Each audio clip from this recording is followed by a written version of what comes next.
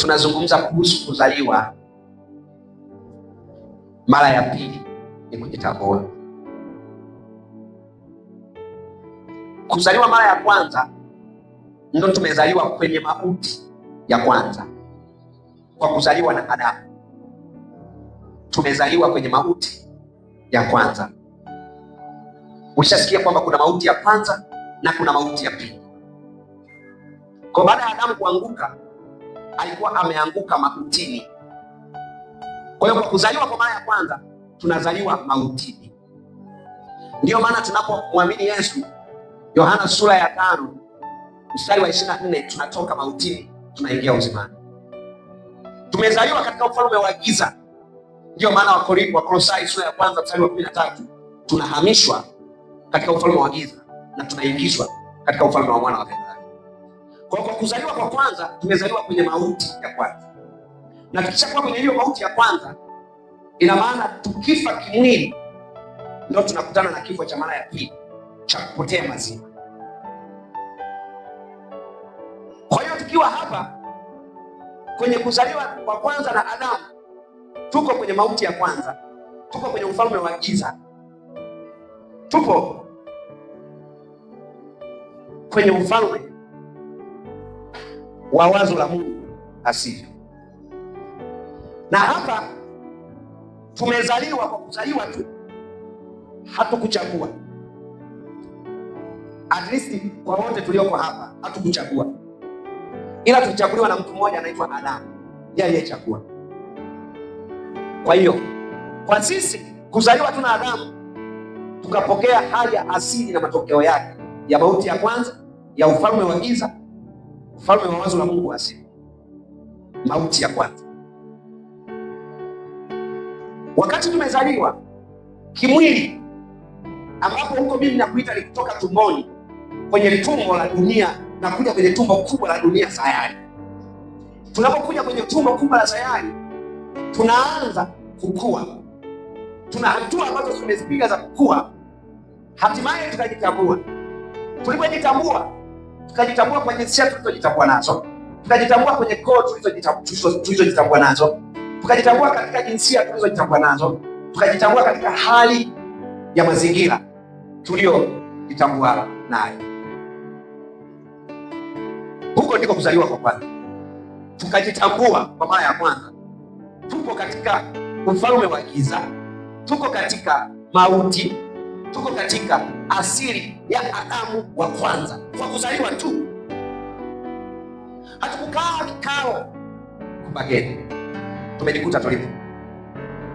Haya, tukaambiwa kuzaliwa mara ya pili unachagua, kwa sababu uko tayari unajitambua umeshakosea alivyokosea aliyekuzaa. Sasa unapewa fursa ya pili. Chagua, unapenda uendelee kubaki hapo au kuna nafasi ya pili, mahali pa pili, kwenye ulimwengu wa pili na kwenye uzima asili ya Mungu mwenyewe. Hapo unafanya uchaguzi wewe. Tayari kwa kuzaliwa tumechagua, tuko hapo. Ndio maana matokeo yote ya hapo yanatupata bila maombi, kwa sababu tuna asili ya hapo kwa kuzaliwa.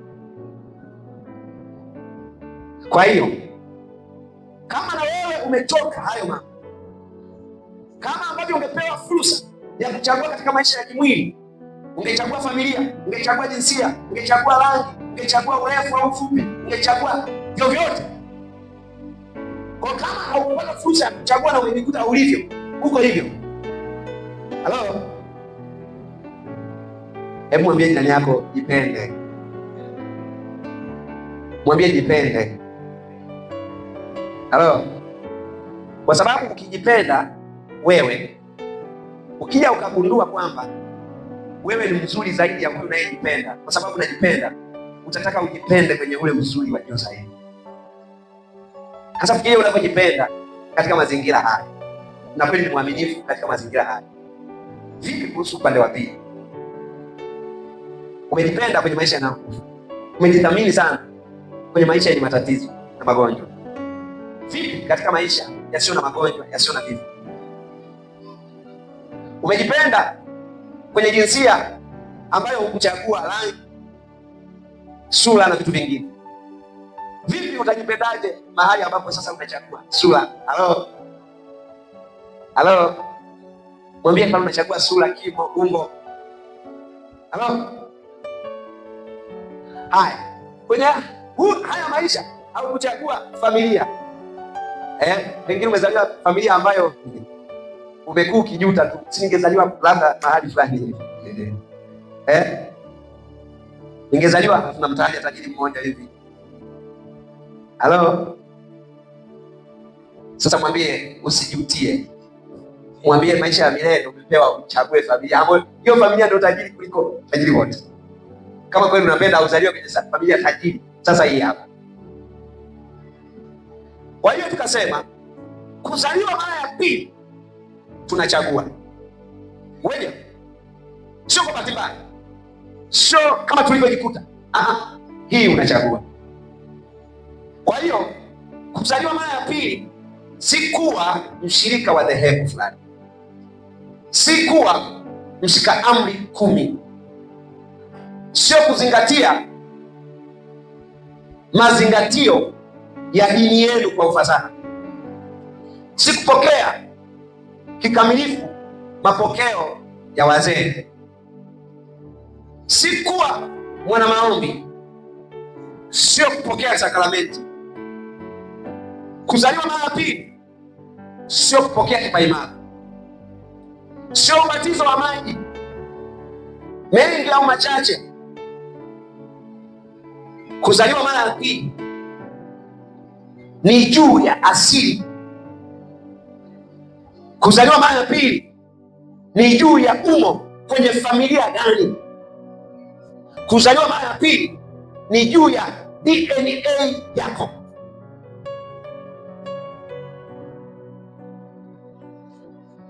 Lakini desturi yoyote, akili bora yoyote, ama usahihi wowote wa maisha ya mtu wa nje, kijamii, kimzengo, kisiasa, kidini, haviwezi kabisa kumfanya mtu yeyote awe amezaliwa mara ya pili.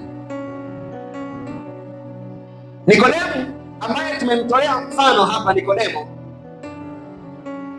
ambaye anaonekana alikuwa ameyazingatia hayo yote, tunaona Yesu alimwambiaje? Hauna budi kuzaliwa mara ya pili.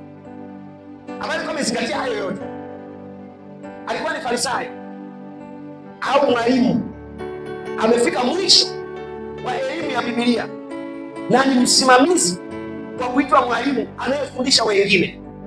Kwa maana hiyo alikuwa amehitimu katika haya yote, lakini Yesu alimwambia hauna budi kuzaliwa mara ya pili. Imekupasa kuzaliwa mara ya pili, la sivyo hauwezi kuona ufalme wa Mungu. Kwa hiyo ina maana Nikodemo kwa kuyashika na kuyajua haya yote, bado alikuwa hajauona ufalme wa Mungu. Alikuwa mwalimu wa Israeli, alikuwa mwalimu wa, lakini hauoni ufalme wa Mungu. Na ufalme wa Mungu sio kula wala kunywa. Kumbuka, ufalme wa Mungu ni haki, amani, furaha katika Roho Mtakatifu. Ina maana huyu baba ni mwalimu wa Israeli, lakini hana amani, furaha na Roho Mtakatifu. Anaitwa mwalimu wa Israeli, lakini hana furaha, amani na Roho Mtakatifu. Mwambie kuitwa mchungaji haina maana una furaha na amani katika Roho Mtakatifu. Kuitwa mwalimu, kuitwa mwinjilisti, kuitwa askofu, kuitwa apostol, nabii, mtume, majina yote unaweza unaitwa na haujawahi kuona ufalme wa Mungu. Kwa sababu hao wanaojiita maapostol, hao wanaojiita mabishop, ndio hao wanaosema wana dhambi. Ukiwaambia ni wenye haki wanakataa, ukiwaambia umebarikiwa wanakataa. Ina maana kitendo cha kukataa wao sio wenye haki 100%, huwa wanakiri kwamba wao sio wenye furaha na amani katika Roho Mtakatifu. Halo, mwizi pale msalabani ameuona ufalme wa Mungu bila mambo yote haya. Halo, ana title inaitwa mwizi. Sema, ana title inaitwa mwizi. Na Nikodemo ana title inaitwa bishop. Halo, nataka uone hapo. Kuna title mtu anaitwa bishop au apostle au mwalimu au injilisti au nabii. Lakini Yesu anasema hujazaliwa mara ya pili na huwezi kuona ufalme. Alafu mtu ana title anaitwa leo hivi utakuwa pamoja na mimi mahali pema. Oh, inashangaza sana. Halo. Ni haki yetu sisi. Yule kijana anasema kwenye Luka sura ya 23 mstari wa 41. Ni haki yetu sisi niweze. Tunapokea malipo tunayostahili kwa matendo yetu. Bali huyu Yesu hakutenda lolote linalofaa kufanyiwa hivi. Ina maana anafanyiwa hivi kimakosa. Yeye sio mwizi, anatakiwa kufanyiwa hivi wezi kama sisi. Kwa hiyo anafanyiwa kimakosa. Jamani, mnaona mnamfanyia Yesu kimakosa. Yeye hana hayo mambo. Mnamfanyia Yesu.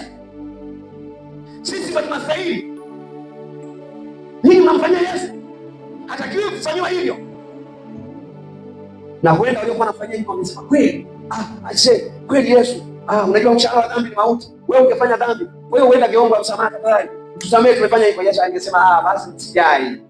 Mliponifanyia hivyo kwa ajili ya huyo aliyetambua ni mwizi. Amen. Kwa kile kilichokuwa mnanifanyia mimi, ndio mlikuwa mnamfanyia yule mwizi. Kama sio mimi sio mwizi. Mmenifanyia kama mwizi. Ina maana mimi nimekubali kupokea hali ya mwizi. Sasa yule mfanyeni awe kama mimi. Mwacheni. Halo. Unasikia Justin? Mimi nimefanyiwa hivyo kwa ajili yako. Nimeshalipa. Kwa usidaiwe tena. Halo? Nimelipa. Kwa hiyo Yesu kwa nini anaitwa amelipa? Yesu anaitwa amelipa kwa sababu alivyofanyiwa hakustahili kufanyiwa. Kwa sababu ili afanyiwe hivyo anatakiwa awe amefanya makosa, lakini hakufanya makosa. Kwa hiyo kwa nini analipwa matokeo ya mwenye makosa? Kwa hiyo kama amelipwa kwa matokeo ya mwenye makosa na yeye sio mwenye makosa, ina maana anachukua nafasi ya mwenye makosa. Ina maana hapo ndo anatoa fursa mwenye makosa achukue nafasi ya Yesu, ama hatakiwi kufanyiwa hivyo kwa sababu hana makosa. Haleluya. Mwambie dhambi ilivyofanyia Yesu ilinifanyia mimi. Kwa hiyo mimi na dhambi tulishamalizana. Yaani wakati wewe unaona dhambi ndio wewe unasema kila alichofanya Yesu kwa ajili yangu, wewe unakataa. Ndio unakanyaga damu ya mwana wa Mungu na kuona ni kitu ovyo. Utaomba mwenyewe. Sika unanielewa? Kwa hiyo mtu anaanza kuomba msamaha. Ina maana atangui kila ambacho Yesu amemfanyia. Utaomba mwenyewe. Mimi ndio nimefanya. Nafaa kuwajibika mwenyewe. Kwa maombi yangu, kwa kujitesa kwangu, kwa kufunga kwangu, kwa kutoa kwangu, kwa inakuwa ni juu ya mimi. Yesu alifanya kitu bure kabisa. Ndio maana Wagalatia sura ya 2 mstari wa 21, siibatili neema ya Mungu, kwa maana kama haki kupatikana kwa njia ya matendo yangu, basi Yesu amekufa bure. Halo.